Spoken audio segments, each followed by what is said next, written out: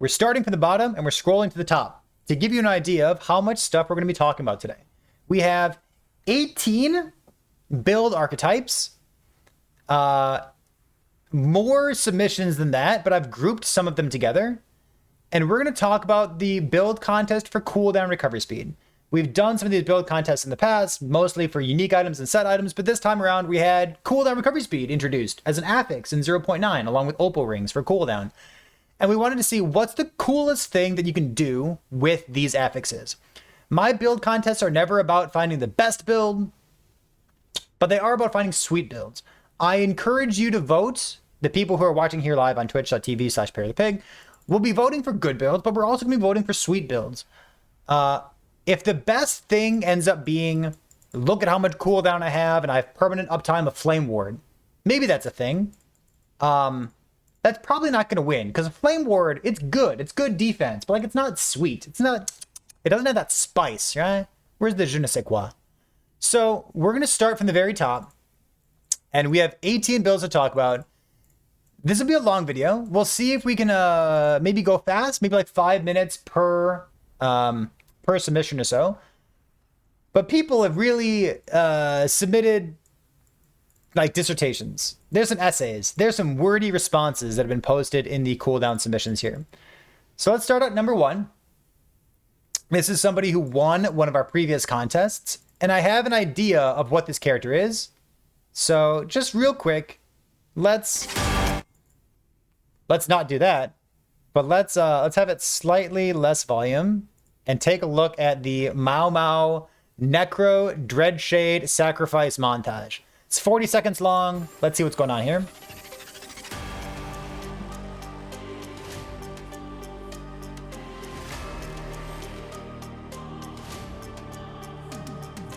Huh.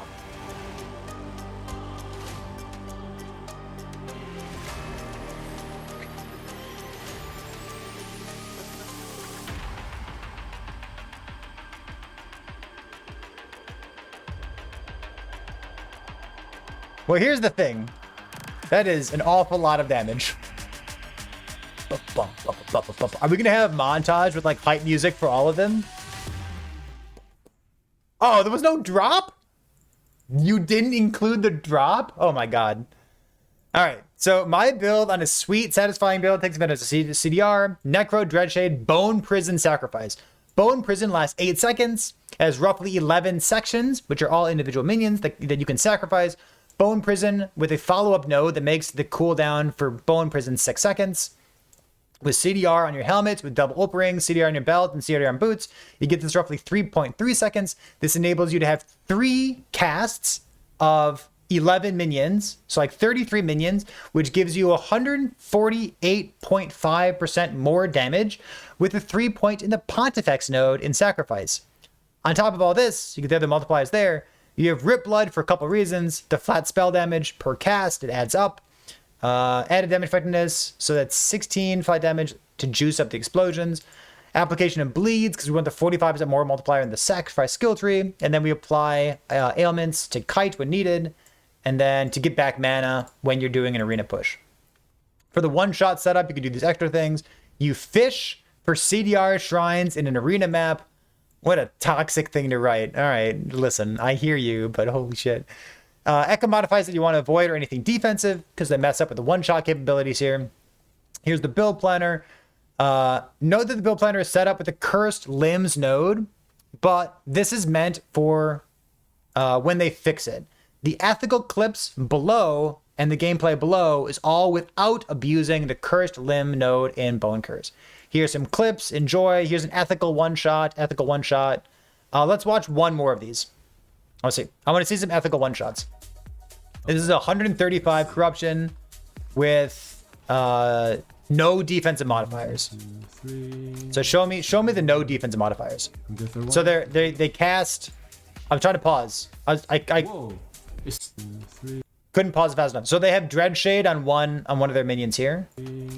Second one. 33 minions. Whoa! It still one-shot him. Whoa! Wow! Look at that. We one-shot him. What a surprise! What a weird surprise. Okay, so let's go on. Build number 2.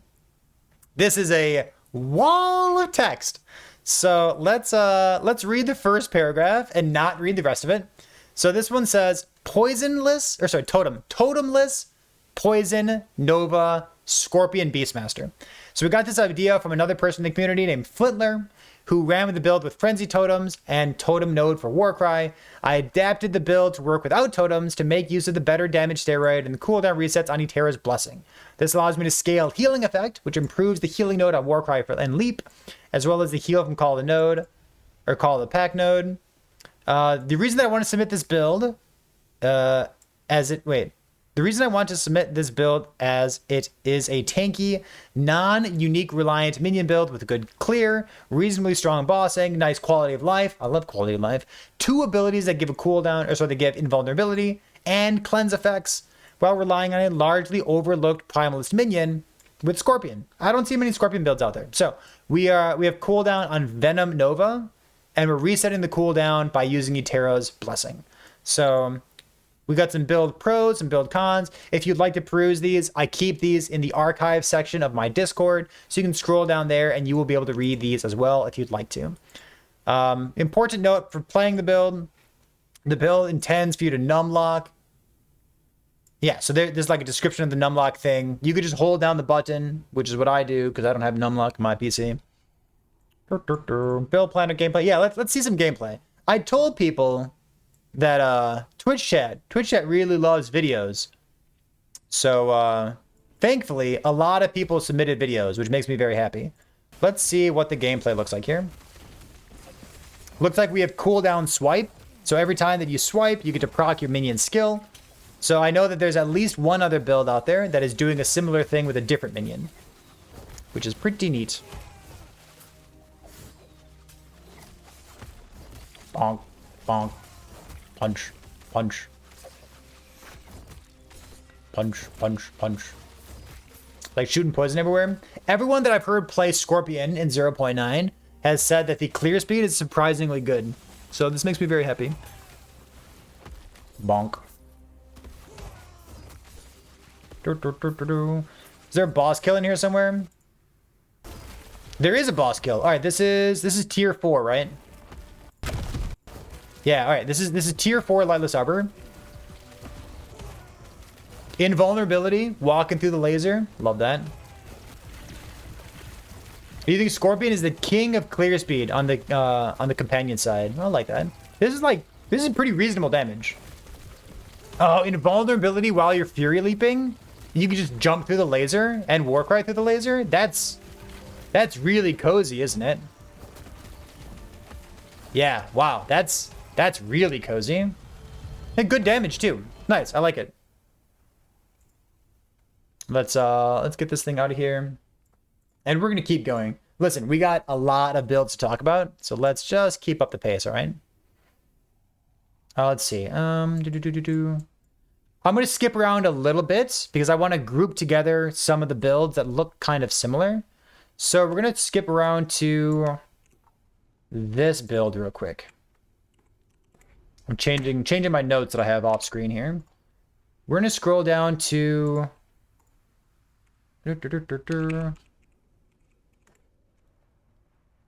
no.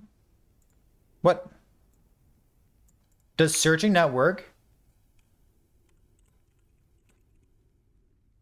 Can I not search for someone's name? What? Is this it? Jump. Yeah, okay, this is what I wanted. Thank you, Discord. Very cool.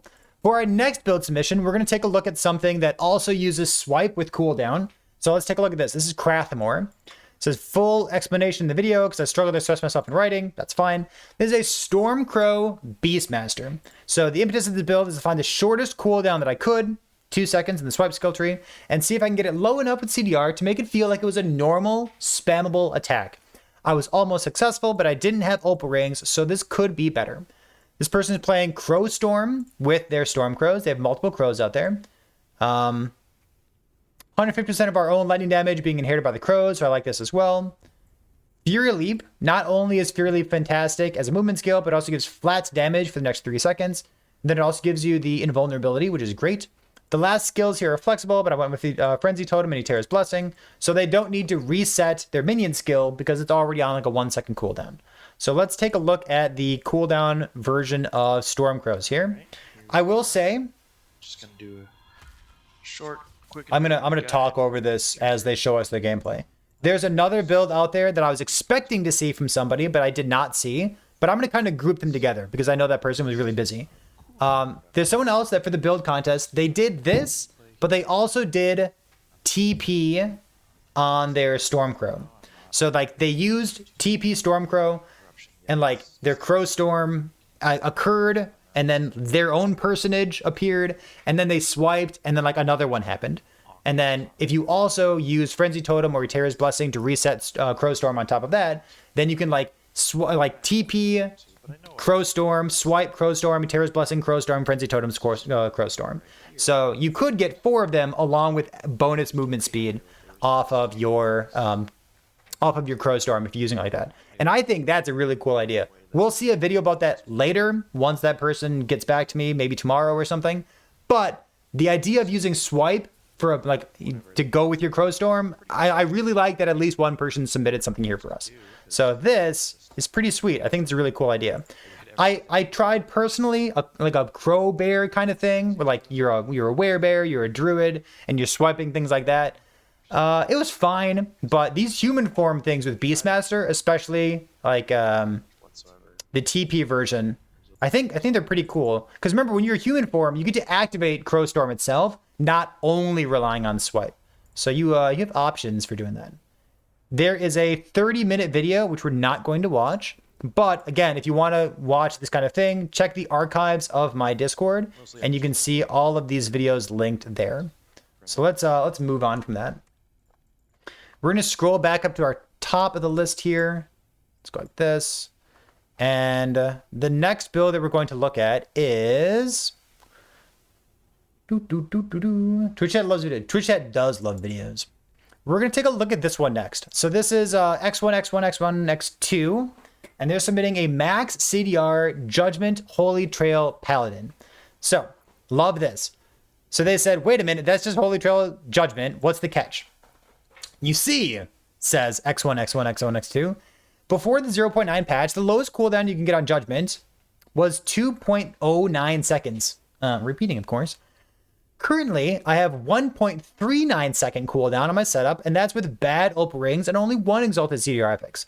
Even if I remove Judicator, I'll be at 1.52 seconds. You don't really take full advantage of the CDR when mapping because you have other things to do, like walk. But on single target, it's even more apparent when you can just spam Judgment, or so you can spam Javelin and Judgment every time that they're off cooldown. Nowadays, at least from what I see, people love using Judgment for either the one-shot shenanigans or doing the aura thing where it completely depletes all of your mana, both of which do not synergize with stacking cooldown rates because you have to wait for your volatile reversal to get your mana back, or you're using like Vengeance or something to get your mana back. Also, I didn't want to think about mana, so I wanted a full rotation caster experience in this setup that's fitting for both what I wanted to play and what the build contest needs. So it looks like they have some pretty good looking corruption here. 324 echoes, Hayrod and Aerobus. Let's do 2 videos here. So this first one is going to be a 300 corruption Aerobus. Let's take a look. Click. Enemies have health and damage. Enemies chill. Sounds good to me.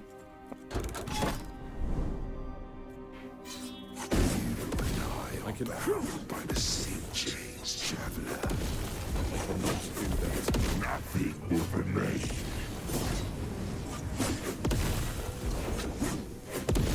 I cannot do that. Are they doing nothing at all with mana?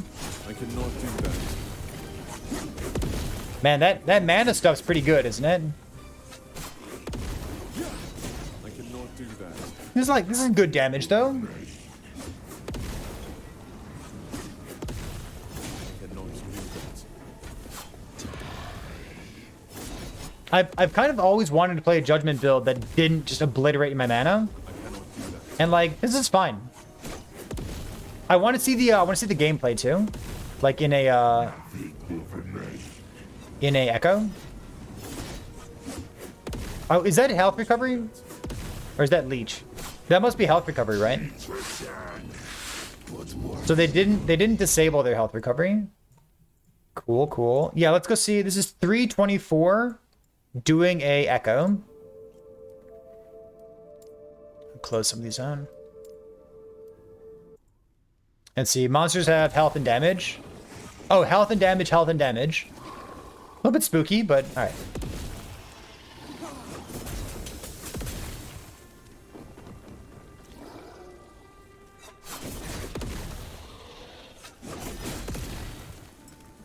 Man, if you were playing this as a Void Knight, you would have insane cooldown recovery speed because of Anomaly as well, right? But you wouldn't have Holy Aura? I wonder if it's worthwhile. I don't know.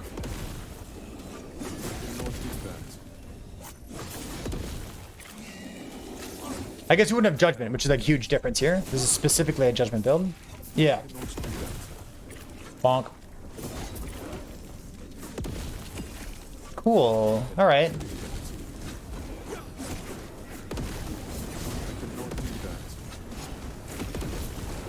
Just like seeing that the damage is pretty good with none of the mana nonsense. I mean, I kind of like it. I've never wanted to play Judgment because I don't want to put up the mana stuff. But that's pretty cool. We're going to jump ahead to another build here. We have one from... Let's click on this. We have someone named Tyler who submitted another build. This is not quite the same, but it uses Lunge, so I wanted to kind of group those two things together. So this is a Electrify Paladin build using Lunge for clear, proccing Javelin and Smite, and then self-cast Javelin for single target. And I thought this was kind of a neat idea. It's pretty similar. The Lunge is similar, but let's talk about it real quick. So for this build, the aim for this build was to be able to pop a pack of enemies with a single use of Lunge and then lower the cooldown of Lunge until it feels comfortable. To that end, with the gear that I was able to find during the challenge, I made it a 300 corruption somewhat comfortably, and there's a lot of room to grow. So we have as much damage as possible coming in from Lunge. We use Malin's Hubris, so you can scale Ignites and Bleeds. Gets this does convert Bleed to Electrify for Smite, which I was surprised by. I thought conversion only happened once. Me too. This actually does surprise me. I thought double conversion didn't happen. We'll have to double check that sometime. Reaching 1,000% chance to Electrify is totally achievable. Instead of scaling tons of throwing speed, we can scale CDR so we can just Lunge more often, especially with Volatile Reversal. So we have Tyranni's Bident and a Malin's Hubris. Titan Heart, Bleeding Heart are basically essential because of how good they are. I like that as well. Looks like there's some good stretch gear. And they mentioned that overall, this build uses a lot of uniques that you can comfortably farm with high LP. If you're looking for a build that can run a bunch of items, or maybe something that you can devote a bunch of time into, this could be a good choice there. Let's see. They said hard to start without gear. Solid single target. Yeah, all right. I'm going to pop open the gear real quick just so we can get at a glance what's going on. So we're Trani's Bidence. Void damage over time. Void damage over time? You think so? Okay. Wait a minute. I feel like this Trani's Bident could have been better for us. But I hear ya. As much cooldown recovery speed as possible. Double tier 6 boots? With movement speed and cooldown recovery speed? Friendo. That is, that's pretty good. Interesting. Let's take a look at some gameplay. Here we go. Let's see it. This is our Lunge combo build. Let's, some more volume. Make it big screen. I hope this is sweet. The idea of this sounds sweet. So let's see how it goes.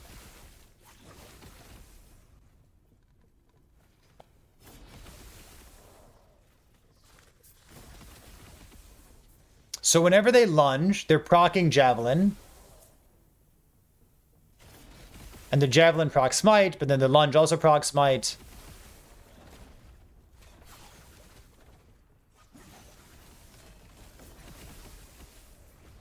Looks like some fun gameplay, zipping around. Rune of Ascendance? Yo, is it time for Bastion of Honor? Finally.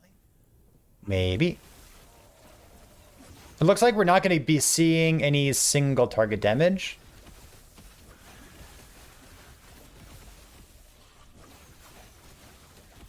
Oh, there you go.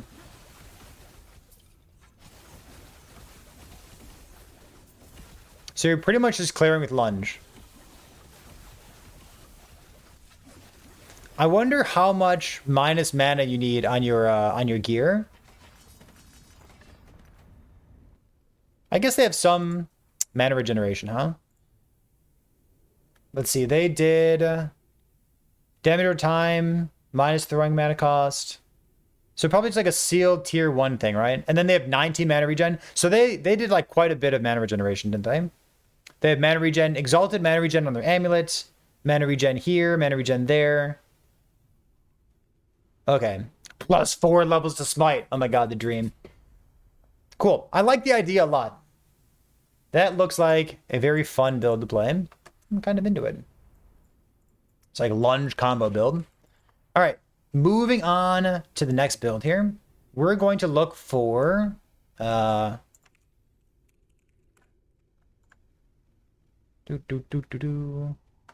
not this one. Scroll. We're looking for not cookbook, not X1.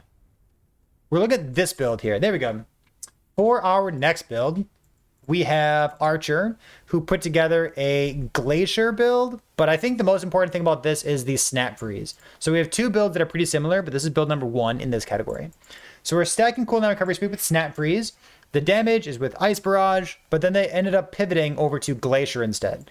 So they switched to Glacier for the higher DPS, but the freeze version can be ran with a high duration... Sorry, the self-freeze version, where you freeze yourself and then you have your Ice Barrage that continues to deal damage while you're frozen, making you permanently invincible, but the DPS suffers a little bit. They ended up pivoting off of the take no damage build, and they did Glacier instead. So mana management comes with attack speed using Mana Strike. Alterations of this build could use cast speed for the same effect. This includes speccing Glacier for a low-cost Glacier with a 1% of total mana recovery node, using the long Ice Barrage as a damage source.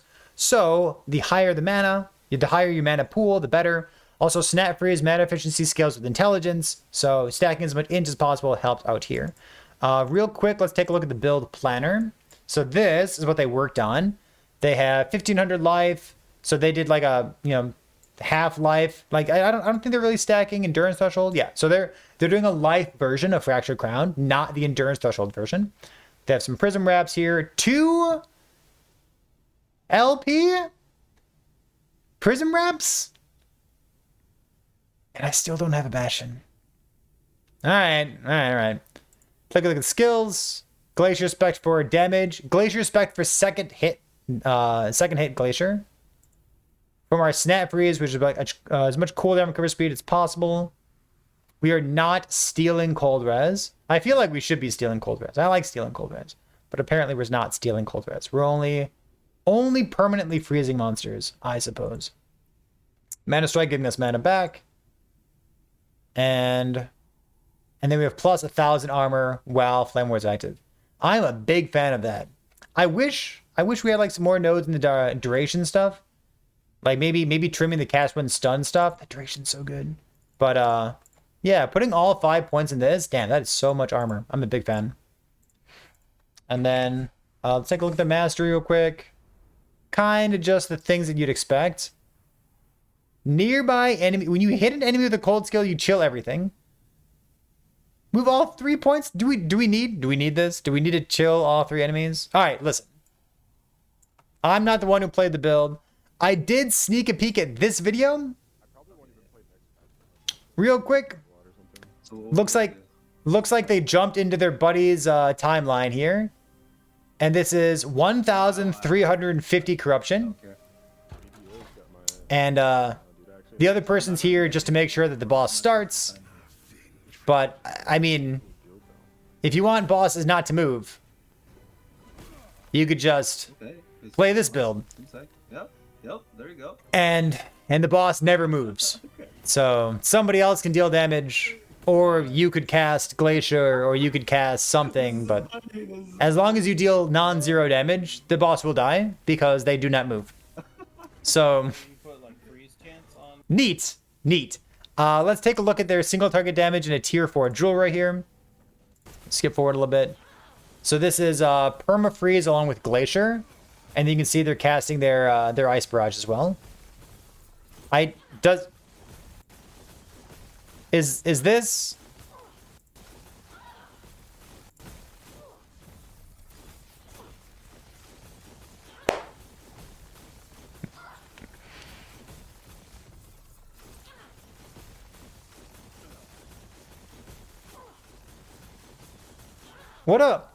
What a pit stain of a skill. Why is Snap Freeze in the game? What? What an absolute pit stain of a skill. I mean, cool. Nice build. I really like it. Kudos to you. What an awesome build you put together there.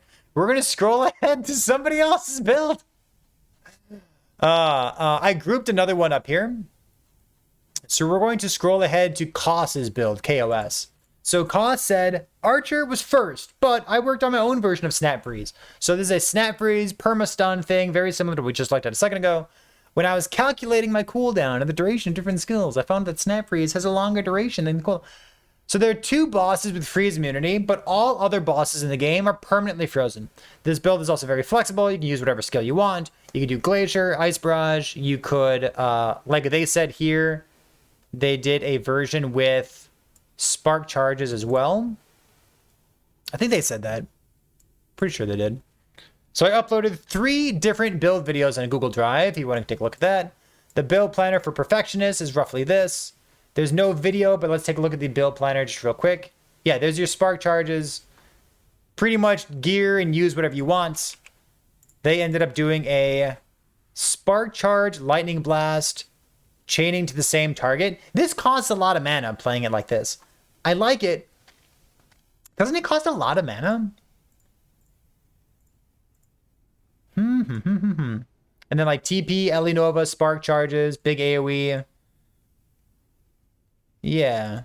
Is there Lightning Blast being procced off of something? I don't think it is.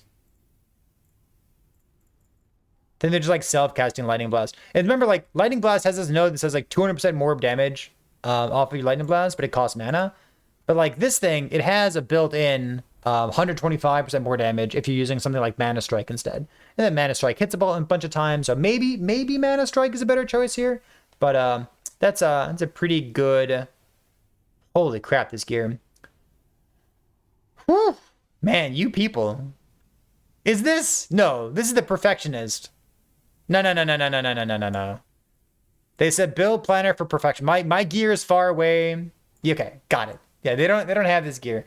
Get this flipping gear out of here. That thing's insane. All right, so I like it. We're gonna group both of those builds together, and then we are going to move on to the next build here. Let's talk about another similar teleport build. We're gonna look at Tub Goat. Nope, we're gonna talk about. Can I find it? Here we go. We're gonna take a look at Tub Goat. What better skill to use for a CDR contest than a skill that doesn't have a cooldown? I love it. Perfect intro. This build is centered around Ele Nova, particularly Cold Ele Nova, to take advantage of the sweet Shatter Nova, which is 200 plus multi. So what is it? It's a node that has 3 separate more multipliers in it. So we'll take a look at that real quick. Hopefully people who are watching this video are aware, but when you have a node like this, these are not additive. So it's not 30 plus 30 plus 30 plus 30. It's 30 times 30 times 30 times 30. So each of these is a separate more damage multiplier. And there's a couple skills out there that have really good nodes like Shatter Nova here. So that said, let's keep reading. So we amplified the damage with Ice Barrage, the 60% global more damage multiplier, Arcane Ascendance, an aggressively spec'd Flame Ward, everything that supports our CDR, and then your teleport has cooldown, like the build that I played in the background as well. So is this a good build? Probably not. You scoundrel. Is this a fun build? Yes. I was comfortably farming 300 corruption. I managed to do tier 4 Jura, even with sloppy finger work. With more investment, you can probably push higher. You can take more defensive lines in the build, like more defensive in your Flame Ward if you'd like to. Yeah, let's take a look at... How about this one here? So we have 1 mono, and then we have a little bit of tier 4 Jura as well. So this is what their monolith gameplay looks like. Just kind of jumping around with their Ele Nova on teleport. And I assume that they're casting Ele Nova as well. Maybe. Maybe someday. Maybe. Don't make me a liar. Oof. This is high health, take less. And then a health modifier. Bloop. Let's take a look at a little bit more here.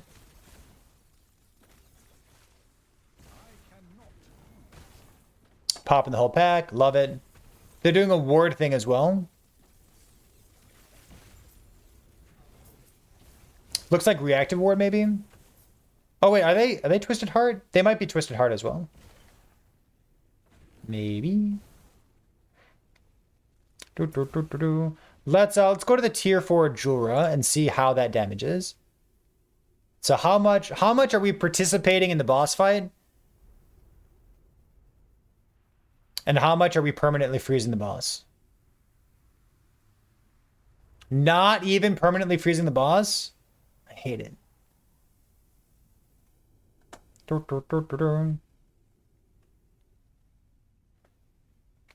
Bump, bump, bump, bump, bump. Ooh, the damage. We're like fine damage. We're definitely like engaging in the boss fight, engaging with mechanics. Completely unethical, by the way. Look at that. TPing back before Jewelry chases you. It's a bug. It'll be fixed someday, but currently it's still in the game. There, see that damage. Yeah. That damage there was like 5 or 6 seconds. Looked good. I liked that a lot. Go fast forward to the end of the fight. Bum, bum, bum, bum, bum, bum, bum, bum, bum, bum. But I think we got a pretty good idea of how much damage we're dealing here. I would love for mages to get access to a kill threshold someday. Kind of stinks that they don't have one. But yeah, all right. I like it. It's pretty cool. You thought it was intended. It is not intended that you can bypass the boss mechanics. It is not the point. The next build that we're going to look at is a Meteor build. So let's fast forward to that one here. Let's see. We're going to take a look at this build. So we're kind of doing like all the teleport based builds together at the same time. So we had teleports that were proccing Ele Nova and like using that for damage. But this is a teleport using Mana Tunnel. And when you teleport, if you spec through Mana Tunnel on the left side of it, your next skill is free. So what's the biggest skill that you could have for free but Meteor? So let's take a look at the gameplay here. This is a arena echo that they're running through. So take a look at their mana. Like they have a very high mana cost on their Meteor, but they get to bypass that completely by having a low cooldown TP and then just having pretty good gameplay experience as well. So they could cast Meteor more often if they wanted to, because like they have plenty of mana here, but they're augmenting that with Fireball. And if I'm not mistaken, also augmenting that with Screen Shake. I think that's why I feel uneasy and kind of jarred right now. So for those of you who like feeling uneasy and jarred, maybe this is a good build for you. But let's fast forward and also stop watching so that I don't feel like that.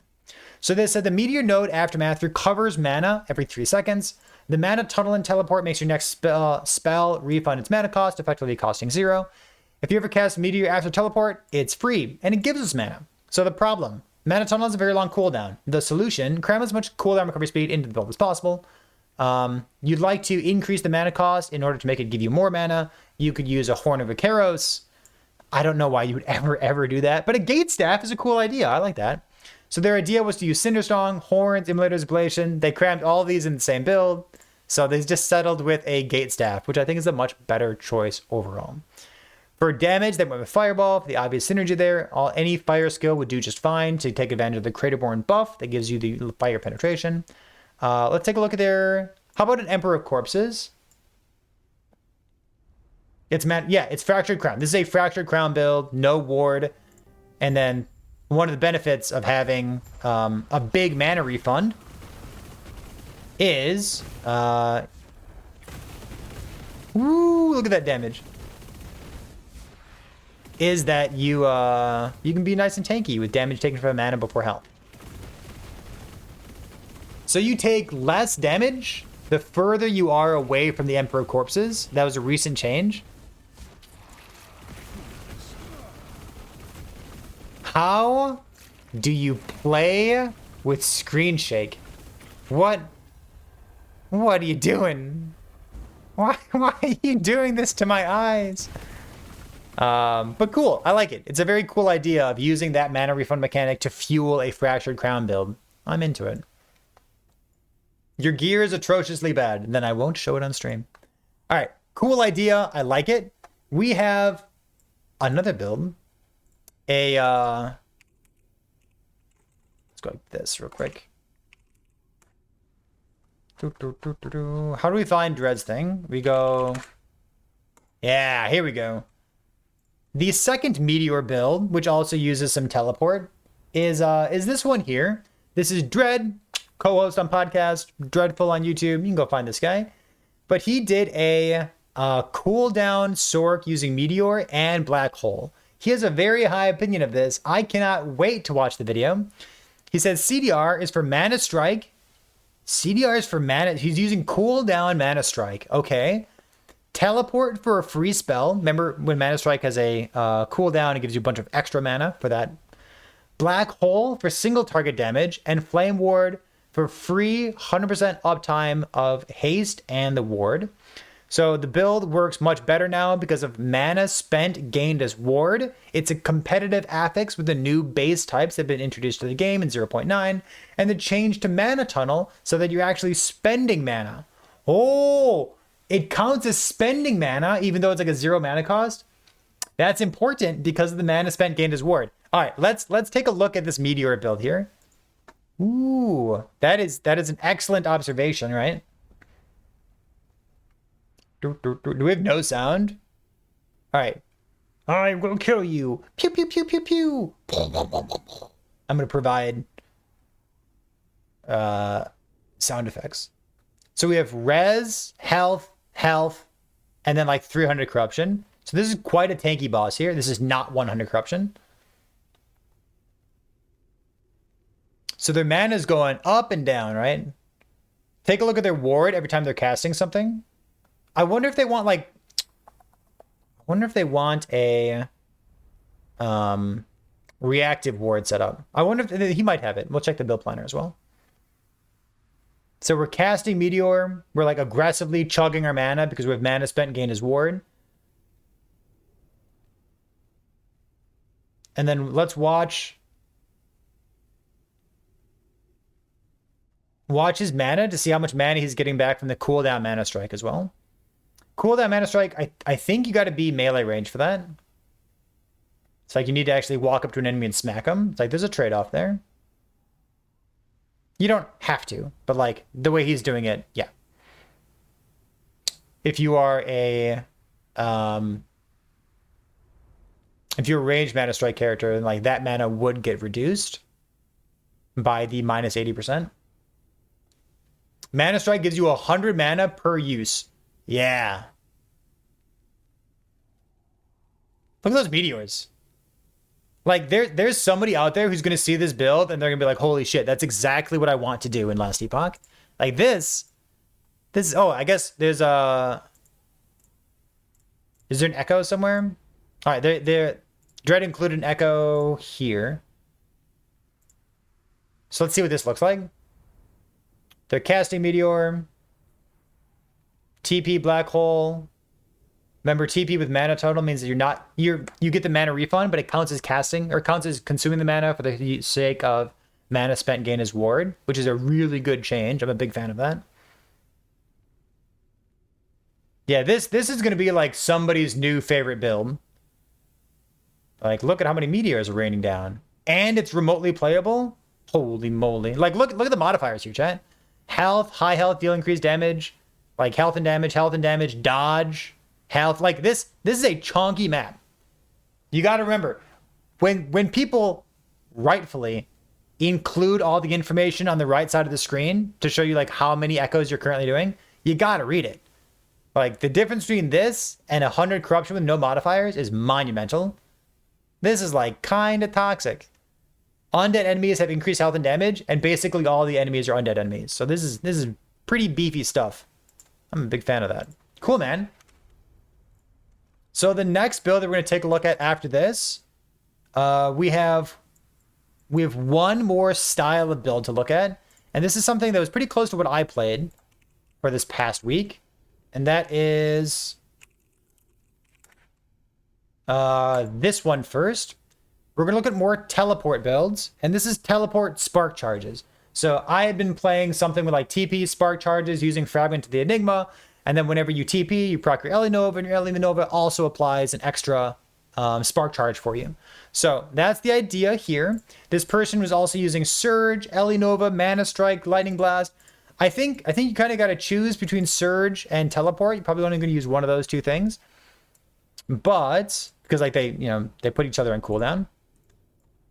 So let's take a look at their build planner here. And we're not going to spend too much time on this because there's another person who also played a very similar build. So we're going to have a second build to look at these kinds of ideas. So Fragment of the Enigma with lightning damage on it. Awesome. Let's see. Do we have any base critical strike chance? So there's no Rune Dagger, there's no Prismatic Gaze, and there's no crit on the offhand. So our base crit is only 5% for all of our spark charges here. Man, Stormcart Testament is so good. And then we're playing a ward-based build, right? So we have Surge with our...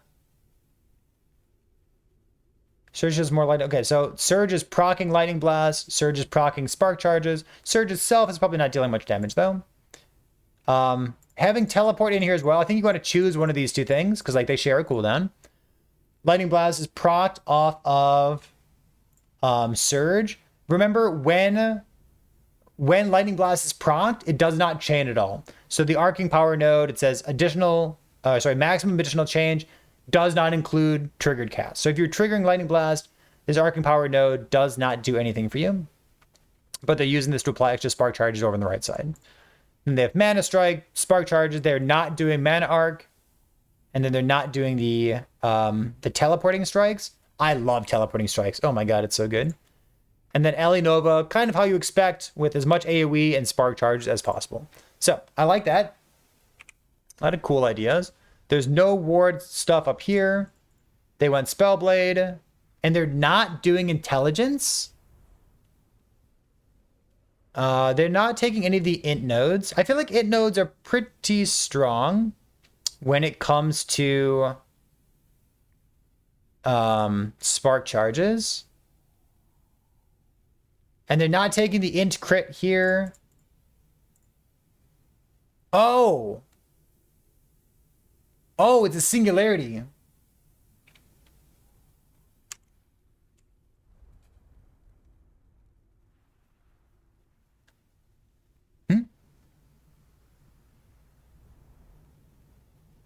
Is there a video? There should really be a video. So first of all, they want intelligence. Because intelligence gives you your flat damage and your spark charges. They said the build is squishy for a melee build, but they didn't take teleporting strikes. But like the intelligence would have given you crit if you built crit. I'm not sure I like the fact that this is non-crit. I feel like it's really easy to build crit on this particular character because I'm currently playing it. I hear you. I hear you. They said I'm still very new to Last Epoch. God bless. All right, educational moment. That's what I'm talking about. Educational moment. So your spark charges want you to build intelligence. In the new node that was introduced in Sork, you get spell crit per intelligence. And then using something like a Rune Dagger would be a great way of getting base critical strike chance.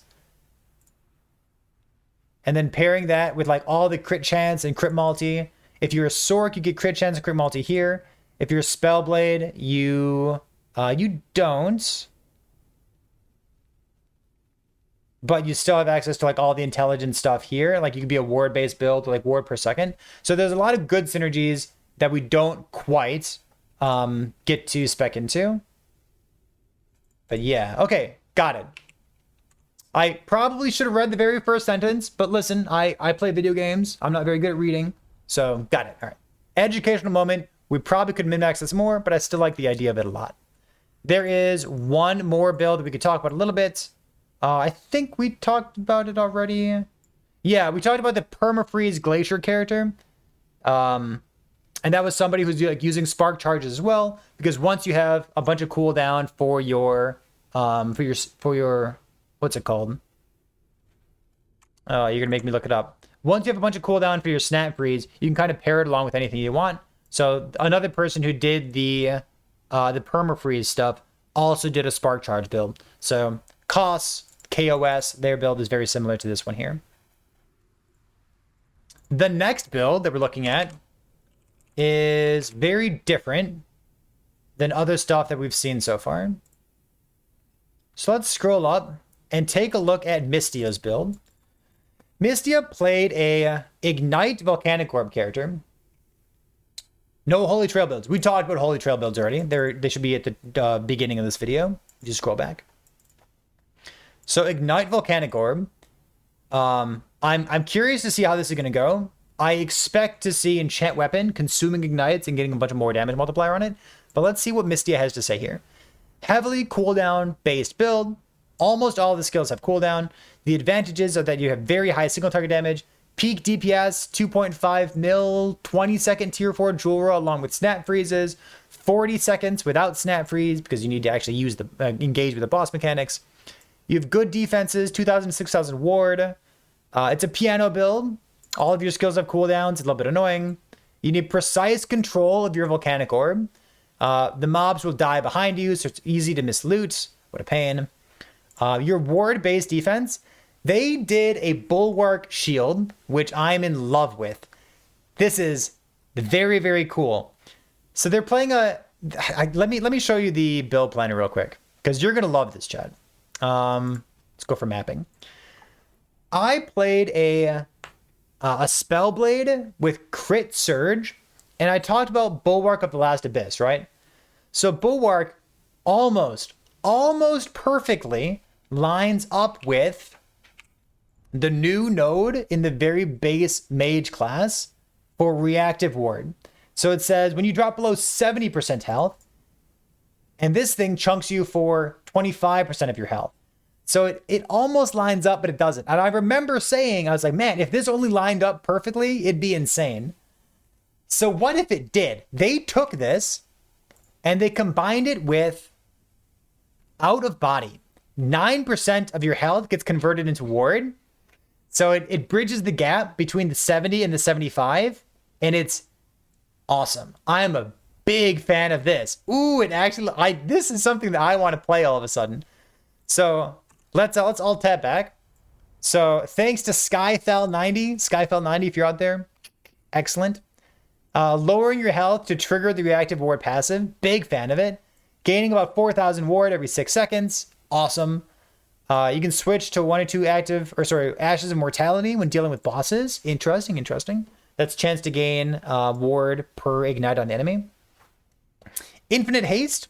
You activate Flame Ward and then TP refreshes the haste durations. Very cool. Enchant Weapon. You activate this every 9 or 10 seconds to consume all ignite stacks and deal triple damage, 200% more damage. The largest number that I've seen on the dummy is 18 million. But this has to be very ideal, so not very realistic, but holy shit. Snap freeze is busted. You can infinitely freeze any boss like we've seen before. So even if it's not infinite freeze, this is a good observation. Even if it's not infinite, it's good for Volcanic Orb because it's easy to position exactly where you want your Volcanic Orb to go. So that's a good observation there. Casting Meteor every 5 seconds gives you the bonus fire penetration. Let's take a look at some mapping here. And we'll see what this character looks like in practice. So they're using a, what's it called? Firestarter's Torch. This is about 300 corruption with health and damage. Okay, so it's health, damage. About health, damage. Look at that ward going up. Oh, it's so good. I assume that they only have the 1.5 leech from their base, or sorry, from being a Sork. You probably don't want much more leech than the base fire leech's health, because you want to make sure that your reactive ward is actually proccing, right? I assume that that's what's going on here. Let's take a look at this. High health monsters deal increased damage, health, movement speed and damage, glancing blows. I guess we're an ignite build, so glancing blows doesn't do anything.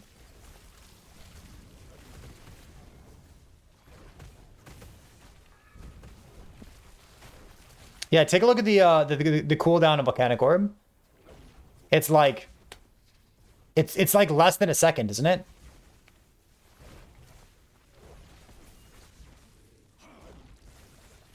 Oh, and their cooldown mana strike. Cool. Look at that cooldown mana strike for like 100 mana, right? Mm-hmm.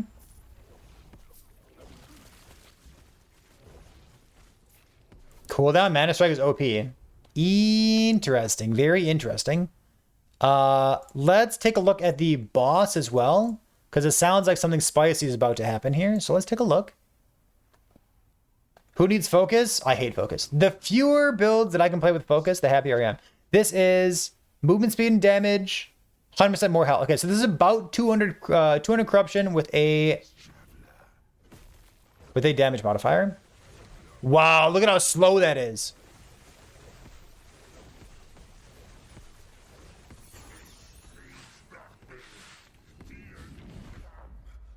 Look at how slow that is. Ooh, baby, I love how slow it is. Look at that. You freeze the boss, and you just stick your volcanic orb right on top of him.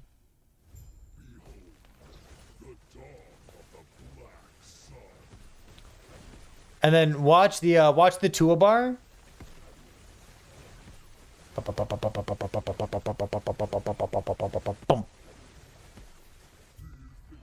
Okay. Pretty good. Tier 4 Jura with Snap Freeze. And they're swapping into the reduced speed.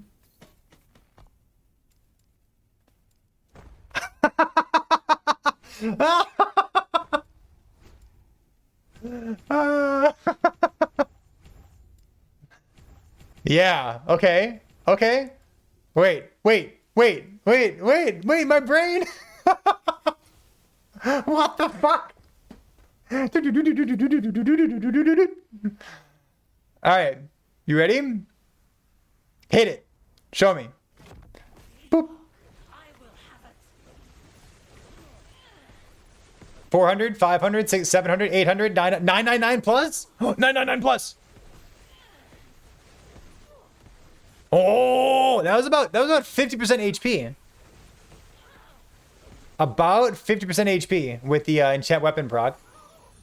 Holy fucking moly, dude. All right, cool. Wait. What? Oh, okay. Got it. Tier 4 Jewel with no snap freeze. Nah, that's fine. Let's pull this over here. Interesting. Pretty spicy. We saw black hole builds, meteor builds, volcanic orb builds. Are all the bad skills in last epoch just waiting for a bunch of cooldown recovery speed? Holy crap, dude. All right, let's go on to the next build. We're gonna go to a bunch of rogue builds now. So we're gonna take a look at. So you can find this. Is this the right one? No, not yet. Is this one the right one? No. Blazon, no. XR, no. This one, maybe? Yeah, let's take a look at this build first. So this is the first of the rogue builds. I took all the builds that you shipped and I kind of piled them together. So the first one here is going to be a Bleed Shadow Cascade character. So Sirma says, for this contest, I'm submitting a Bleed stacking Shadow Cascade Bleed Dancer. So cooldown recovery speeds by reducing Shift's cooldown as much as possible. The idea behind this build is to be fast and zoomy, maintaining several offensive defensive buffs. Shift gives us a bunch of different stuff like dodge rating, movement speed, bleed chance, and it casts Shadow Cascade for us. We have the cooldown as low as 1.9 seconds, but had I not bricked my Thorn Slinger, so we could get 1.5 seconds, which would give us a permanent 50% movement speed buff. This is the dream. That is the dream. Furthermore, it allows us to quickly apply the stress of the Hypovolemia node. Hypovolemia. And the jagged cuts. Consume flow stacks. Okay. The rotation is Shift, Sync Strike, Cascade, Puncture. Shift into Sync Strike, into Shadow Cascade. So not Sync Strike and then Shift, but you want to go Shift, Sync Strike, Cascade, Puncture. We can do this very quickly thanks to Shift's cooldown. Maintaining stacks of Bleeding Fury, interesting. Speed farming, love it. Let's take a look at the YouTube video here. And then we're going to pop open the build planner as well to make sure that we know what Shift is giving them. So they're 200 corruption. They're playing a bleed build. So their katana in the offhand has crit multi, goes with Salted Wound. They have an Omnis. Their helmet gives them some extra bleed effect. And a shadow, whatever this thing is called, in order to have some extra cooldown recovery speed on their Shift even more. Shadow Weaver? What's it called? I think it's called Shadow Weaver, right? It's not called Shadow Daggers. Smoke Weaver. Oh, it's stupid ass item. All right, so let's fast forward. Enemies have res. Enemies have health. Got it. Let's go big screen. Big screen.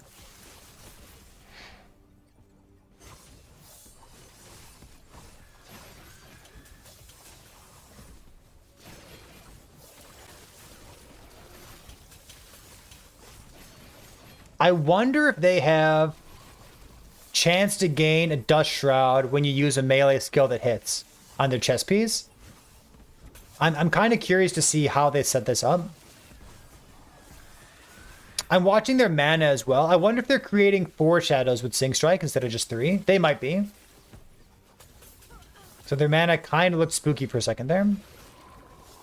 Valer's Chalice doing a great job of keeping them healthy whenever they kill an enemy with a bunch of bleed stacks on them. Poke, poke, poke, poke, poke.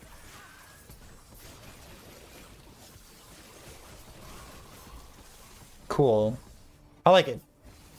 Love the inclusion of Umber Blades as well.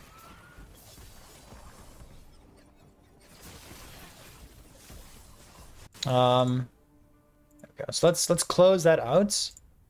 And we'll take a look at the let's go Dream Gear instead of the Scuffed Gear. So we have a bunch of crit multi, vitality, and chance to bleed per equipped sword. I'm kind of interested in being tankier. So we're not dual wielding swords. And like I'm even curious, like what if we did dual wield swords and then just like have the extra glancing blow chance from the skill tree here? Because like this node, this weapons of choice node, when you're dual wielding swords, it's pretty good. So I'd be interested in a non-Smoke Weaver version of this. That's something that would stand out to me as something to try. So damage over time, dexterity, damage over time, dexterity, crit multi. I've got a 1 LP Salt Wound. What am I supposed to do on that? You let me know, okay? 2300 life. Gotcha. Then for Shift, we have... you have a chance to cause bleeding through your next non-channeling skill after Shift. When you Shift and your Shift proc Shadow Cascade, does it proc these nodes? Does it give a bunch of bleed chance and damage to the subsequent? Maybe.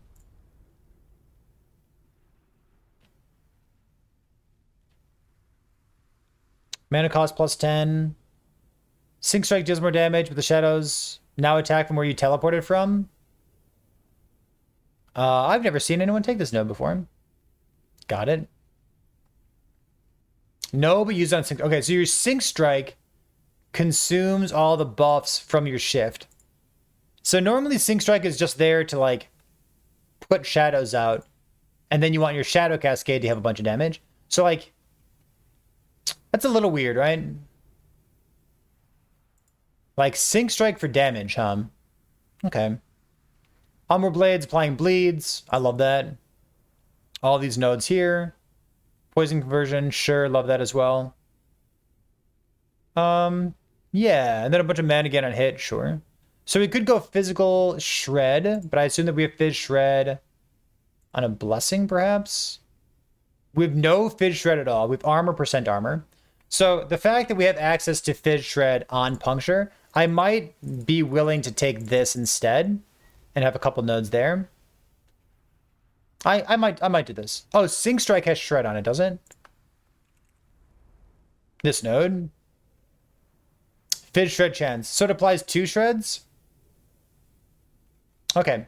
Oh, there are 10 stacks. Oh, does each shadow do this? Oh, okay. So if all the shadows hit, then it's going to be 10 stacks. Okay, good. I didn't know that. Kind of weird that it's coded that way, but okay, cool. I guess that's fine. And then the rest of this looks pretty normal looking stuff. And then the attack speed here. Isn't there like a movement speed node somewhere? Or is that in like the base tree? Yeah, the more damage per then. Glancing blows, attack speed, nothing here. Unfortunately, we can't take the all-in node. How sad. Yeah, I like the rest of this though. Having health gain on shadow creation, I like this node a lot, especially when you're like, you know, making 4 shadows off your Sync Strike instead of just 2 shadows. You gain so much health from this. The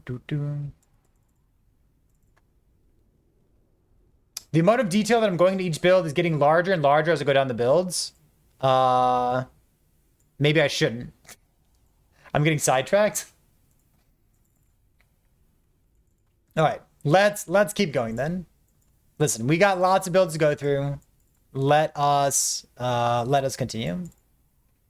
So we had the Bleed Shadow Cascade character. Let's go take a look at the next Shadow Cascade character, which is this one here. Might be this one. Let's see, which is this the right person? No. Not this one, not this one. This one here. Okay. So for ZX Orb, which I might be pronouncing right. So we have a shift-based cooldown recovery speed character here. With perfect gear, with 85% dodge all the time. Ooh, okay, I like that. So I assume that this is using the node in, yeah, using the node in shift that gives us dodge per dexterity. I'm a big fan. So the shift demonstration in the video is at 1.4 seconds. The build can hit 1.1 seconds on shift, 1.0 with gear. Shadow Cascades are damaging ability. I'm using Smoke Screen and Decoy to buff its damage even further. I made an 8-minute video to explain the whole thing. We're not going to watch the entire 8-minute video, but I do want to see the build planner, or sorry, the demonstration of how the character looks here. I got a shift CDR build here for you. I'm going to 1 second with a perfect. In the interest of getting through all the builds, let's fast forward to some of the gameplay here. If I could min-max this, incredibly fun. Again, it's kind of hard to get perfect gear in 5 days, but I did the best I could, and it looks pretty good. Fast, fun build. Swirly things. Having 1 second cooldown on shift looks like a ton of fun, doesn't it? And of violence, as some would say. The only way I'm surviving, I believe, is because of the high dodge. Of course, I have zero defenses. I also have a pretty high stun chance. Stun Monolith, and my weapon has Take issue with the people in chat. so relying on that to survive. We're going over like more than 20 builds, and I skipped over something. It's pretty good. Cry me a river, man. But we still do some damage somehow, with no weapons, no rings, no defenses.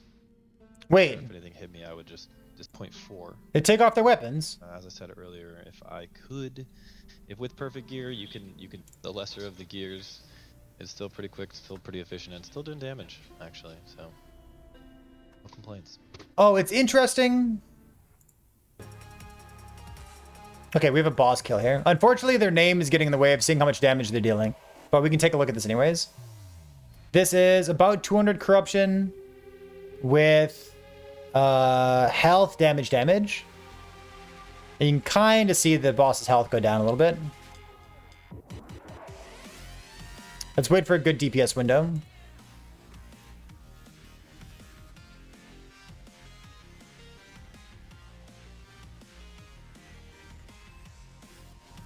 Kind of feels like maybe this should just be like a Shadow Dagger build, right? Lots of Silver Shrouds. I guess we're getting a Silver Shroud every time we smoke bomb, right? Yeah.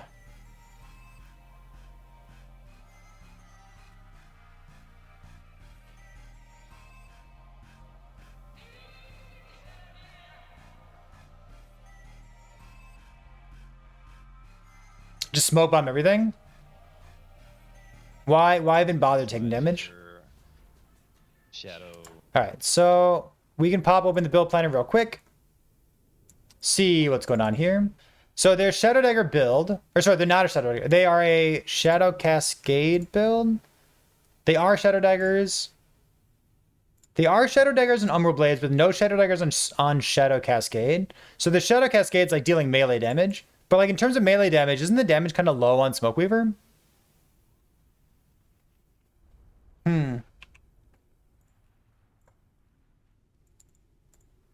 I wonder...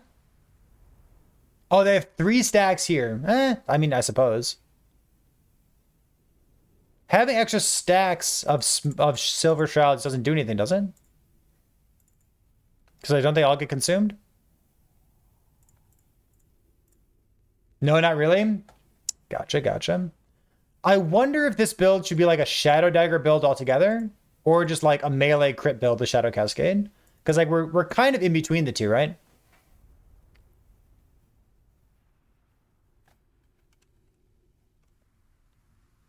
Gotcha. All right, let's move on. I think we know what's going on with this character. We have 2 separate Lethal Mirage characters that we're going to look at next. Let's go do this one then. Lethal Mirage. Scroll. And we're going to take a look at Amaranth's build here. Again, we've got a line of, or a wall of text, but we'll take a look at just the first paragraph here. Alternate text. Why is this build sweet? So this is Bleed Lethal Mirage. Lethal Mirage moved into a playable tier in 0.3 because of Fulgurite Shards, but there are a few drawbacks. It says the build did big damage, but it didn't really do much outside of the Lethal Mirage window, which left it vulnerable for big periods. So we saw people like Dread try to make Fulgurite Shard, Lethal Mirage into a thing on 0.83, and he really enjoyed that build, but it did have downtime where you weren't really doing too much. So, forcing you into like a lightning version, dependent on Fulgurite Shards, get cooldown recovery speed. But with the advent of CDR affixes in 0.9, we can bring it down drastically without the need for dual Fulgurite Shard and test out all the juicy bleed synergies. That's kind of a cool idea. So we have about 300k bleed ticks, which is good. I like that. With non-legendary gear, theoretically getting an order of magnitude more than that. 18% leech on all of your bleeds, leech rates, healing from Valdir's Chalice. So like quite healthy. The selling point should be anyone who ever played Omni Slash back in Final Fantasy VII. He speaks to me. If not, just getting Lethal Mirage to a sub 5-second cooldown does wonders to match the damage profile of moving through maps. Remember, while you Lethal Mirage, you also take no damage, so that's neat.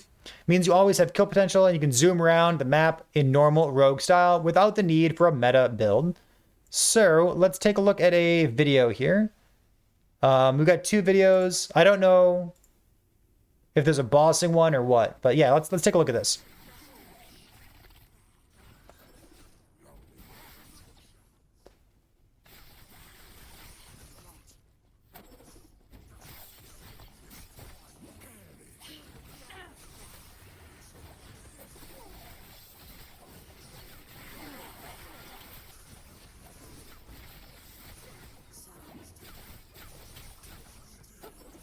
I'm so not used to seeing Lethal Mirage at all. Like, when he clicks it, like, nothing happens.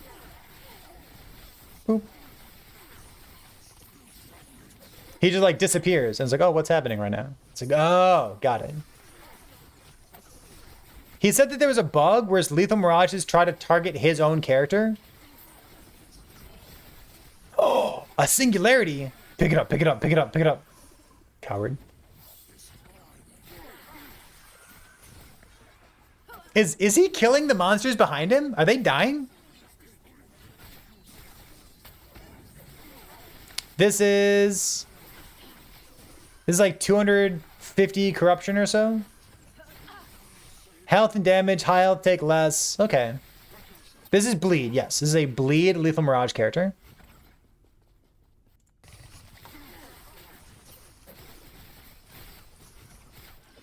It's kind of like a Master Yi build. Yeah, it's kind of like a Master Yi build. I can see it.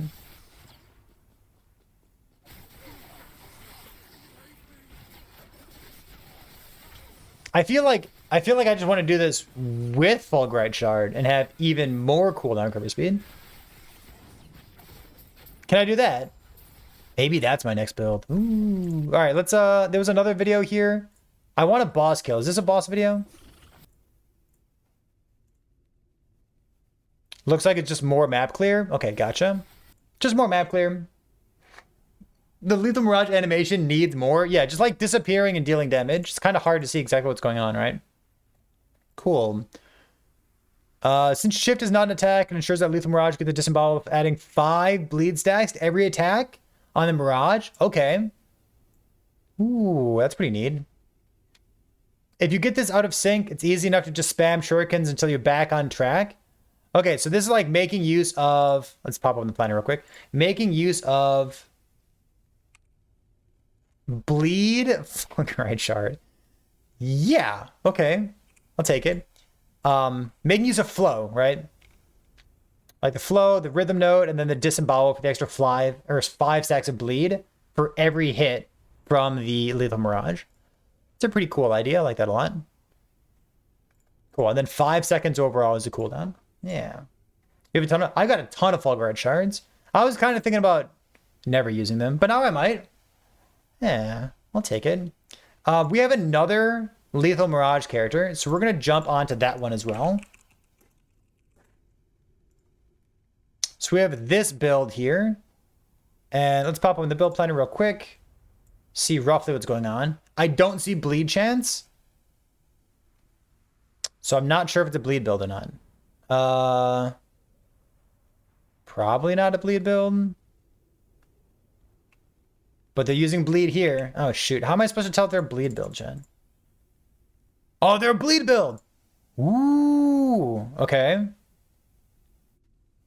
Wait, sequence shurikens. Sequence shurikens. No Silver Shroud. Wait, they're not a... They're leeching. Wait a minute. I thought they were bleed. What does this thing do? Always grow the next non-channeled skill. Oh, they're crit Lethal Mirage.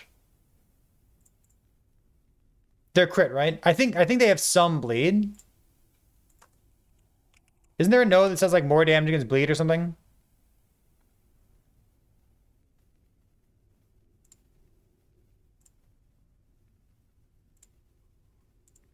Why do we have some bleed chance? I'm probably missing something, right? But he's not taking... Yeah, isn't there like a more damage per bleed? It's not here.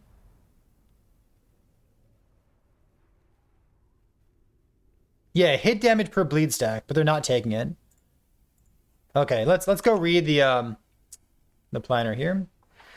All right, so they say, I am new to the last epoch, couldn't record a video. I saw a bleed version here, but this is a normal, regular lightning version. Inspired by Dread's Decoy Shadows version, but I didn't like the cooldown, so I went with Sync Strike instead. Cool. The only thing holding back Lethal Mirage is good clear for trash. It's very good for single target. Having Fulgurite brings this cooldown pretty low. Currently not min-max, I'm missing about 10% CDR, but Lethal Mirage is about 4.9 seconds for the cooldown. You could maybe get it to 4.5 or 4 seconds. So we've got Dust Shrouds, we've got stuff going on here.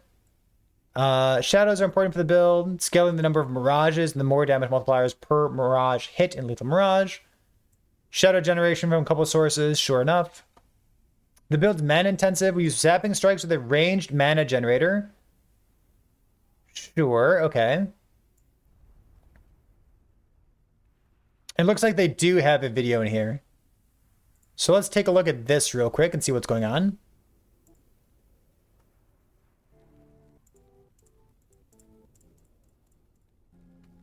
It's not quite the video I was expecting. Hold on. Here we go. Slightly more useful video. I'll take it. So this is... Oh, this is unempowered. Okay. So they said they're like relatively new to last epoch, right? So this is unempowered, not a damage demonstration, but like we can get a feel for their playstyle, right? So the Lethal Mirage, like I think about the same as Amaranth's, about 5-second cooldown, right?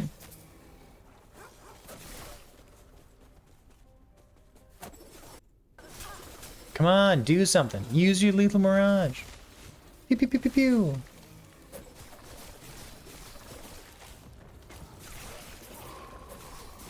What's the description say? Nothing. It says nothing. As far as I know. I don't use Vimeo very often.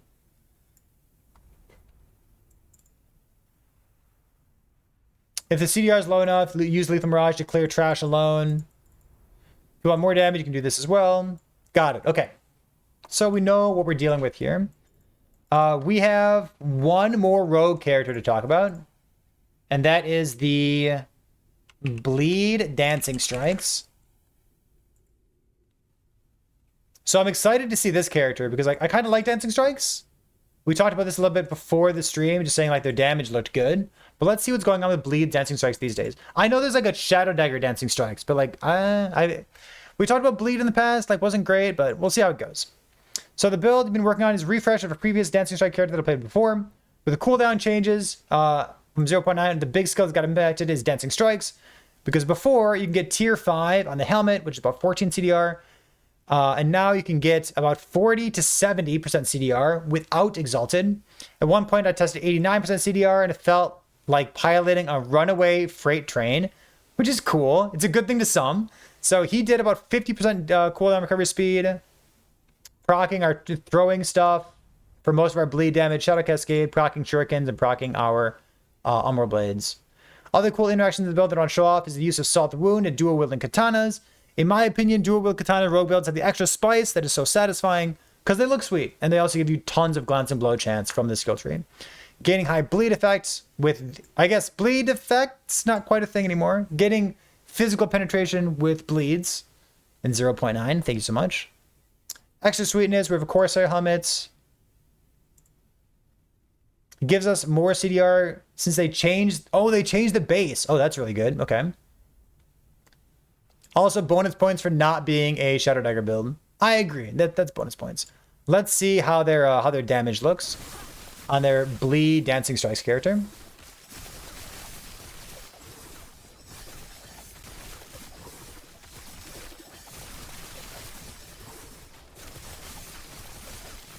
I don't know about you, chat, but like, it looks so cool.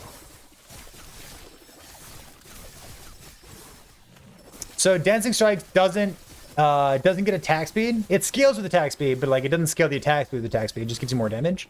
So in order to make Dancing Strikes happen faster, you build cooldown recovery speed. So that's why this particular build gains from the CDR affixes.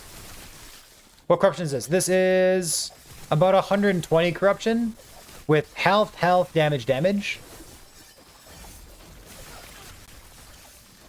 About health, damage. Is there a boss that we can see? I'm going to skip ahead to this part right here. This is health, damage, about 120 corruption.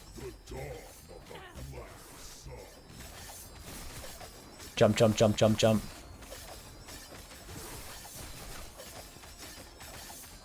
Yeah, way easier to see in this map, isn't it? Oh, look at the micromanagement. Ooh, the cursor. So close to his player character.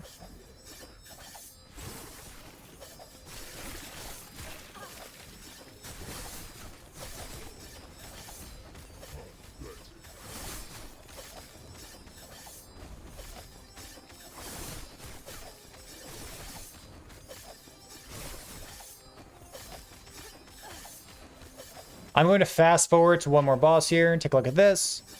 This is about 120 corruption with health, damage, health, damage, res.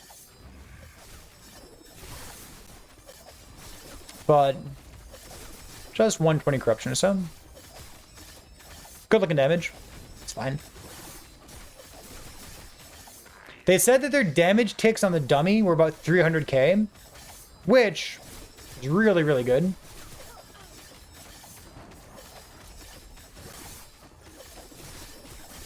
So let's close this and then we'll keep talking. I had about 200, 400 bleed ticks. I ticked 500k once upon a time. Obviously more damage focused showcase the build, but still not ideal gear. And then let's take a look at the gear that they were rocking here.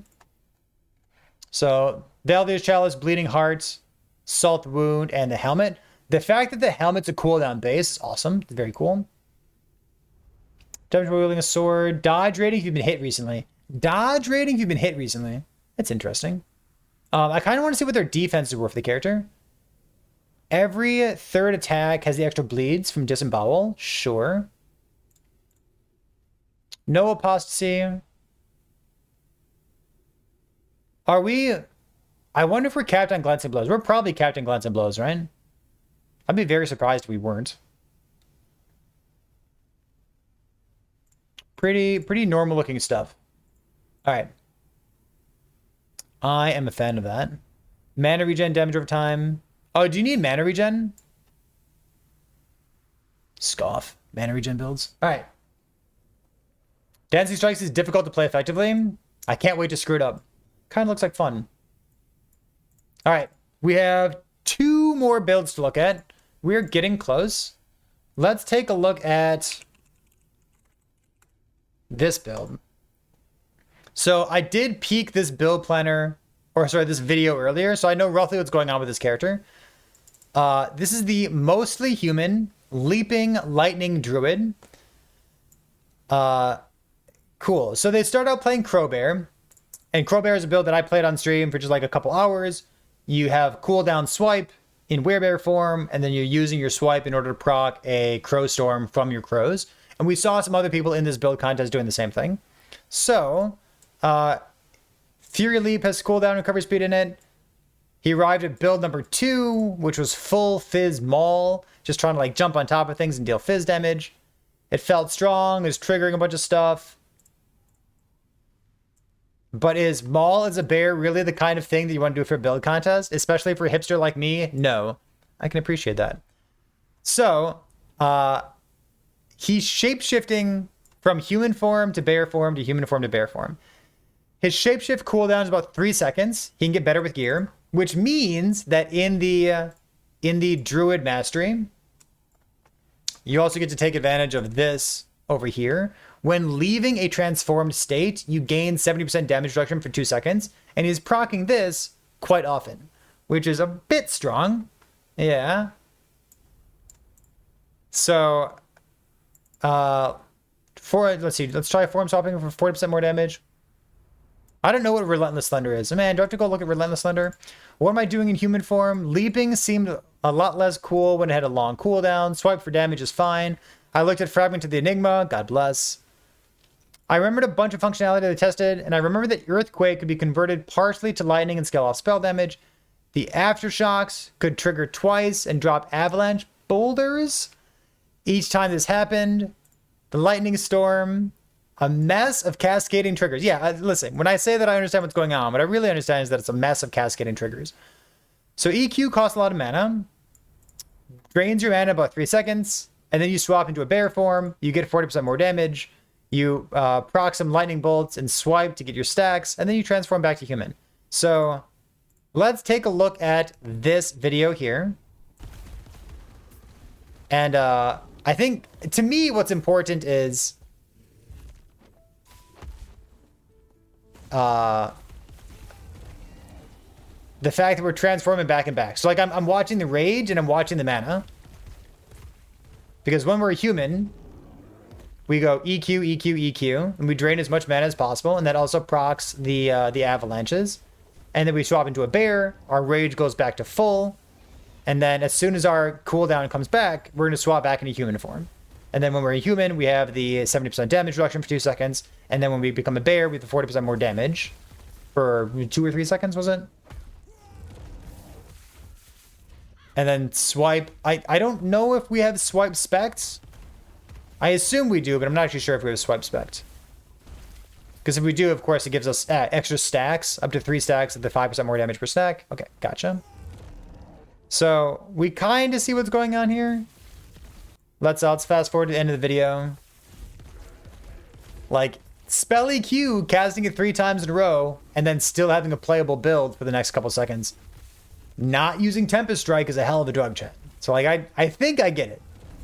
I think I see what's going on here. Can you numlock your transform? Is that a thing? Let's pop open the build planner.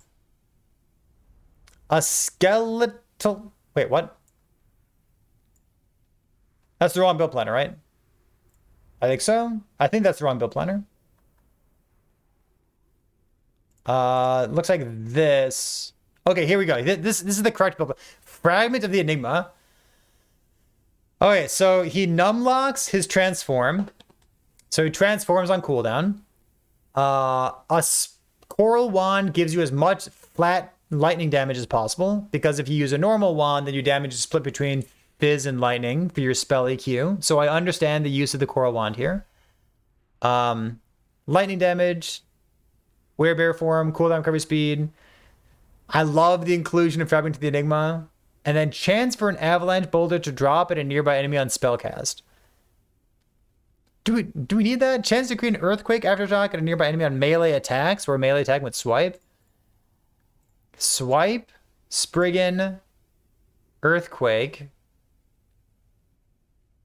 Lightning Storm? I've never seen anyone take these nodes before. I feel like 30% more damage per point against chilled enemies is probably better than whatever is going on over here. Because this is like one of the biggest more multipliers in the game. It's pretty big. Aftershocks have a chance when they hit to cast another Aftershock. Aftershock hits have a chance to cast an avalanche boulder at their location, but the avalanche costs 5 mana. What's better? More damage or looking cooler? I understand. There might be a version of this build that instead of using Werebear form, uses Spriggan form. Because Spriggan form is something that you have access to as a shaman. And then shaman you could spec into avalanche. And then your avalanches are procced off of this. I almost zoned out saying those words because it included shaman and avalanche. But there might be something there. So that's a very cool idea. That is a pretty cool idea. I'm into it. We have one more build to take a look at. We farmed for like 2 hours. Sweet. The last build that we're going to take a look at is, I think, the build that is currently on the screen. All right, perfect. So this is Venomized. Venomized, we're playing a Devouring Orb character. So I like the idea of this. My initial impression is that for Devouring Orb, with a bunch of cooldown recovery speed, it probably feels very clunky to play because you're constantly stutter stepping with your Devouring Orb on a very low cooldown. I would expect that it's clunky, and I would expect that we have a bunch of cast speed to make up for the clunkiness. Maybe. We'll see. So that's the kind of things that I'm looking out for. So they have additional levels in Devouring Orb anomaly would be ideal for more cooldown and cast speed. Yeah, absolutely. Big agree on the cast speed. So they're like 91% cooldown recovery speed. I like the timer on the Void Rest and the amulets. If only I can get a decent Rune Dagger, big agree. Yeah, so by the way, if you're playing a Sentinel, Sentinels have a reduced drop rate for Rune Daggers. So good luck finding a Rune Dagger for your Void Knight. I hear you. Let's take a look at the video first, and then afterward we'll pop open the build planner and see what their idea was. Looks like they have Smite for single target damage. I wonder if you even need something for single target. I want to see some gameplay.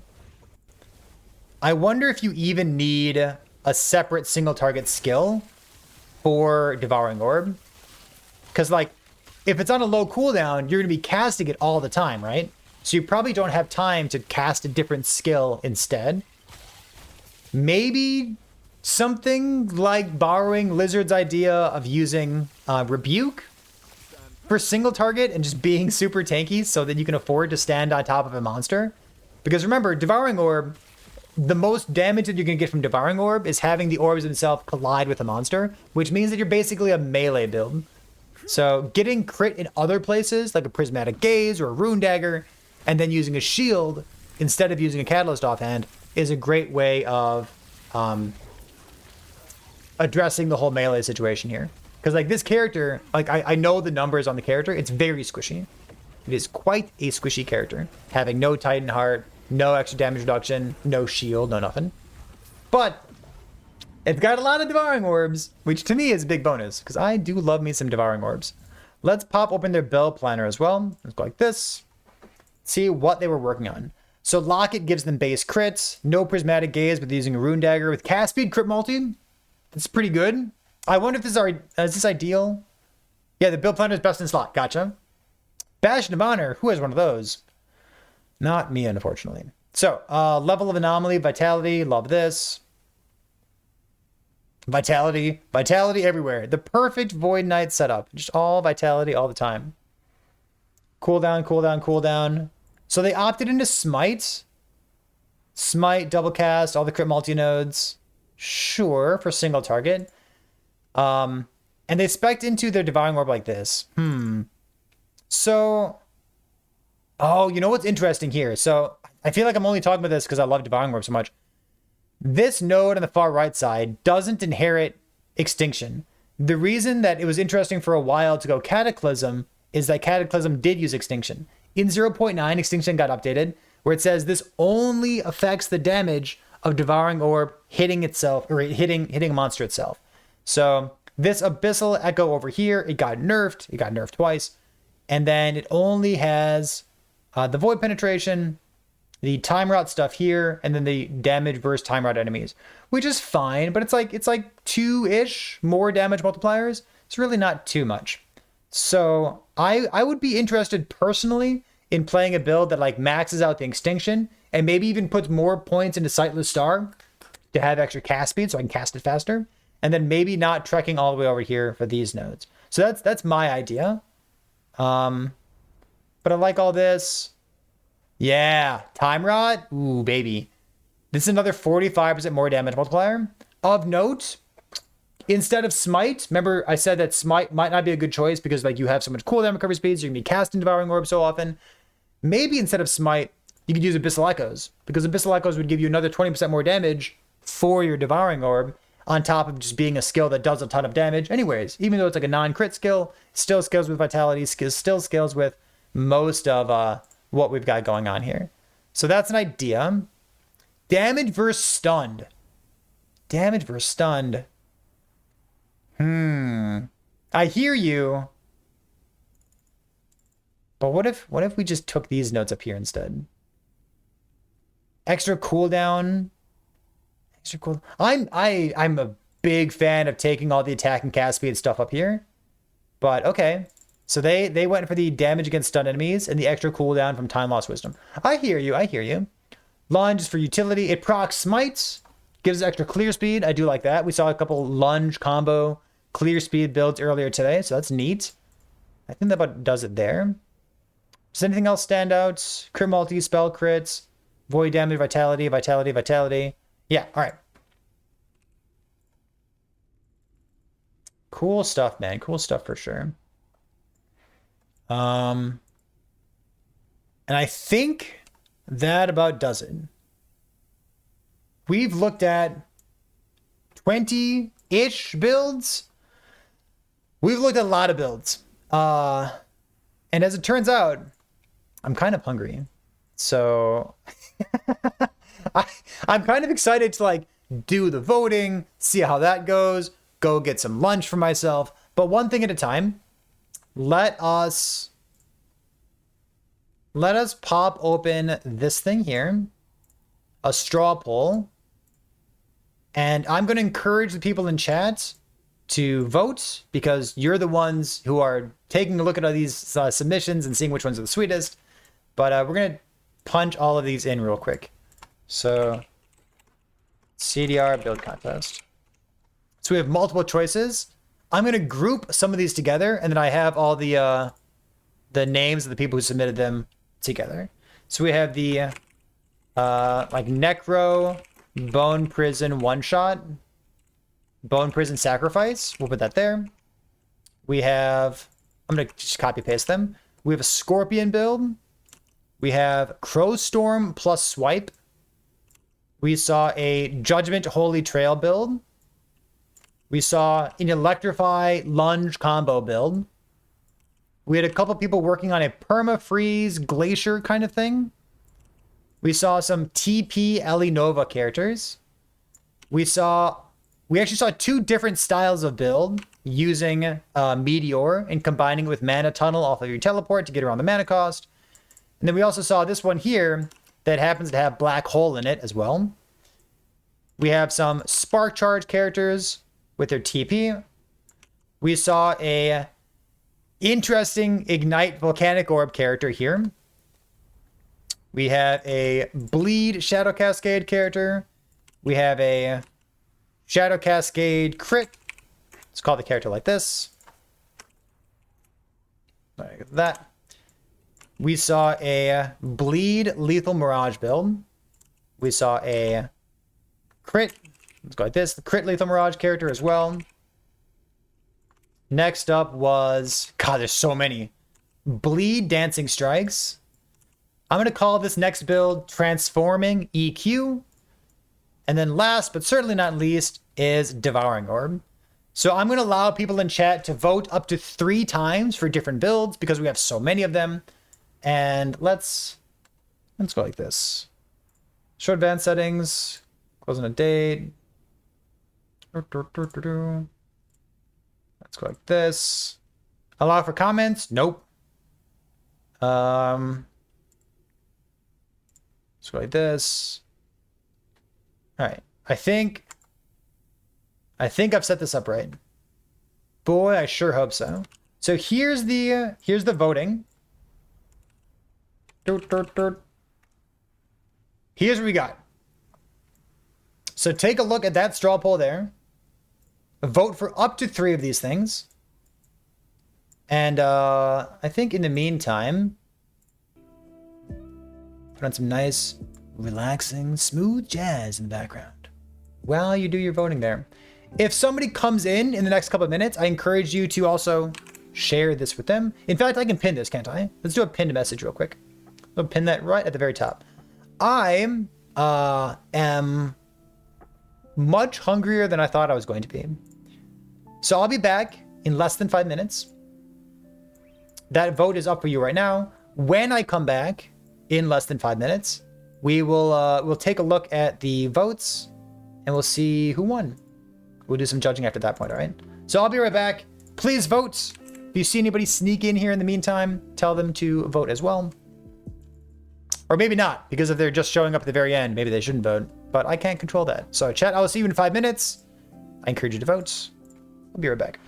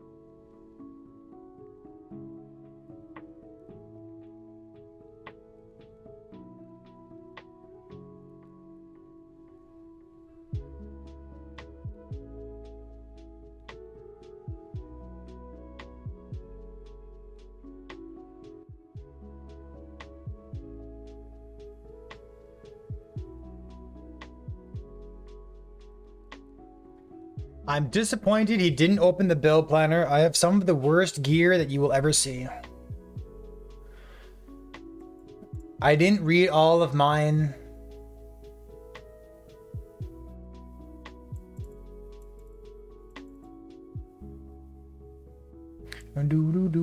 Something that he skipped over: teleport, mana tunnel, stun immunity. Yeah, there's a node there. Listen, I did not read everything. I tried to present the information in a format that would be relevant to people, highlighting the things that are important. Chat, we just went through 20 builds in like an hour. Give me some credit for going over. It's more than 20 builds, right? 18, 19, 20. No, it's 20. 20 builds. I went through 20 builds in an hour. 2 hours. 1 hour. 2 hours? Oh, 2 hours. 2 hours. Give me a break. Give me a fucking... All right. We will pause this music here. And let's take a look at the build contest. Oh, I get to vote? I could vote. I'll vote. Let me vote. I'm gonna vote. I'm gonna vote for... I didn't tell people to give concise summaries. I guess I've done a bunch of build contests in the past. There's various build contests in the archive section of my Discord. They're all up on YouTube as well. I didn't tell you what to do. My bad. Next time I'll tell you what to do. If you really want me to give you chores, I will give you all sorts of chores. So let's do this. A dissertation. Yeah, it says a paragraph. It does. I'm gonna vote on this build. I'm gonna vote on this build. Let's see. What else do I want to give a vote to? I'll vote for this. I'm gonna vote for 3. Because my vote chatters. My vote matters as much as your vote does. So let's take a look at the resulterinos.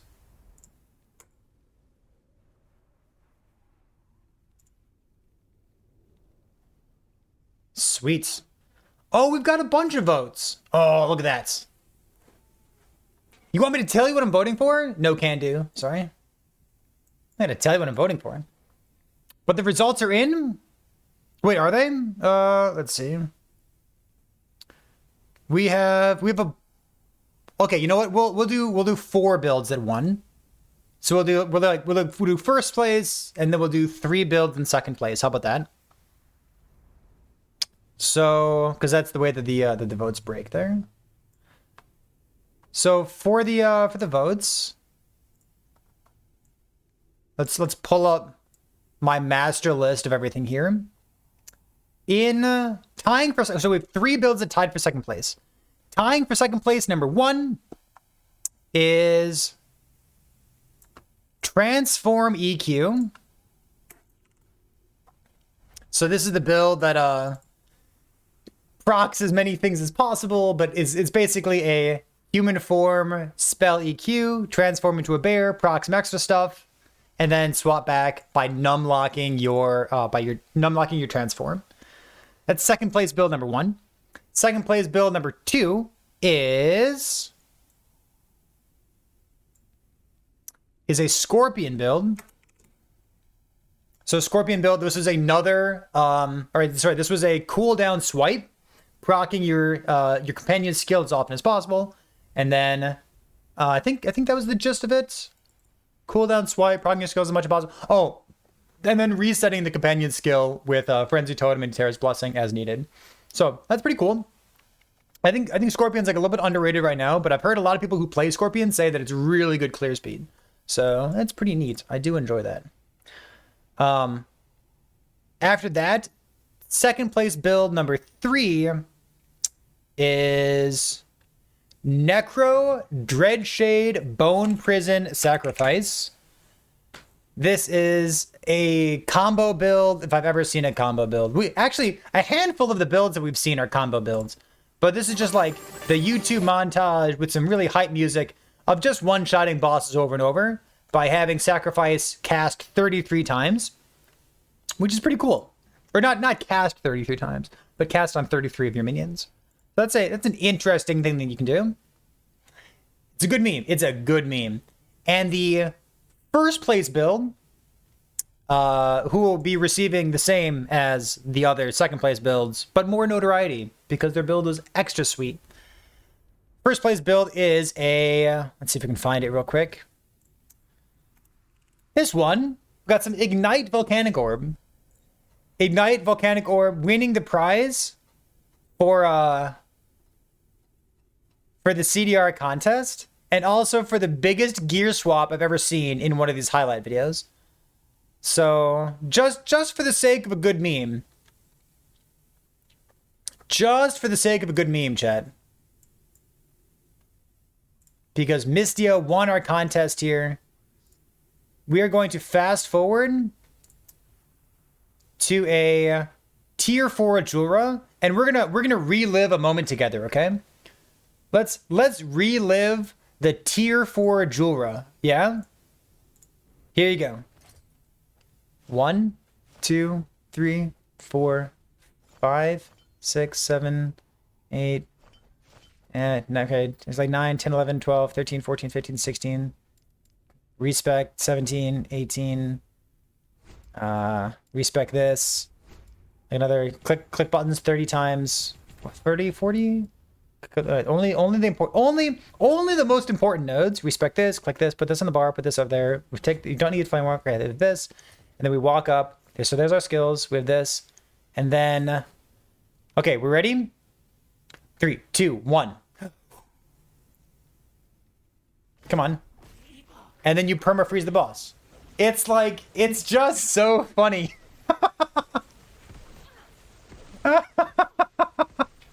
Like, it's cool. It's cool. I can appreciate that. It's a cool build. It's got a lot of good stuff going on. I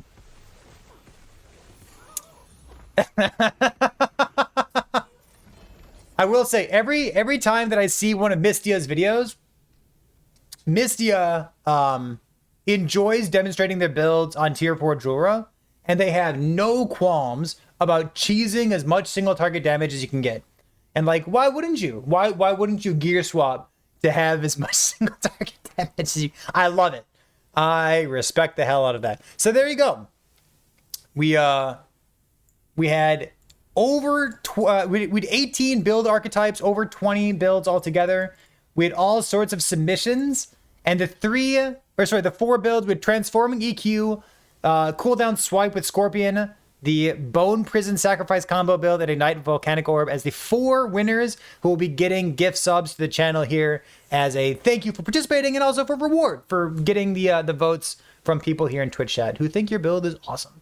So this will all be going up on YouTube. I apologize for having a 2-hour video go up on YouTube, but at the same time, there's a lot of stuff to talk about. So we have all of this information in Discord if you want to peruse the essays and dissertations that people wrote about their own characters and look at those builds and use inspiration for yours in the future. And then this video will be up on YouTube as a catalog of everything that we talked about today. So thank you for being here. Thank you to everyone in Twitch chat and everyone who participated on Discord in the build contest. I'll see you next time.